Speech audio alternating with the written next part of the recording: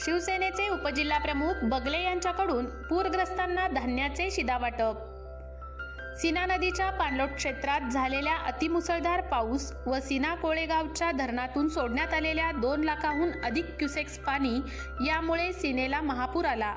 नदीकाठावरील अकोले मंद्रुप, वांगी, मनगोळी, बोळकवटा, हत्तर संकुडल आदी गावात पुराचे पाणी मोठ्या प्रमाणात शिरल्याने अनेक जण विस्थापित झाले। या विस्थापित पूरग्रस्तांना शिवसेनेचे जिल्हाप्रमुख अमर पाटील व उपजिल्हाप्रमुख धर्मराज बगले यांनी औराद वडकबाळ येथे प्रापंचिक साहित्यांसह धान्याचे शिधावाटप केले। यावेळी सरपंच आमसिद्ध बगले, नागेश कोले, विठ्ठल चोरमुले, भगवान भुई, लक्ष्मण कोळी, काजी शेख, अरुण कुमार बगले, मैनुद्दीन पटेल, विकास कांबळे आदी उपस्थित होते।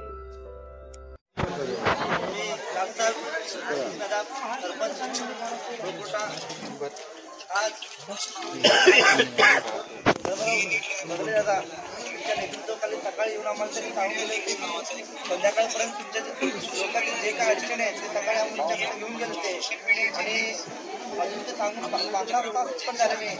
जे गरजू वस्तू आहेत दैनंदिन जीवन जगण्यासाठी, कारण गेले 3 दिवस झाले महापुरात लोक अडकल्याने आमचं पूर्ण जनजीवन विस्कळीत झालेलं आहे। त्यामुळे त्यांनी आम्हाला एक मदत म्हणून आज दिलेलं आहे।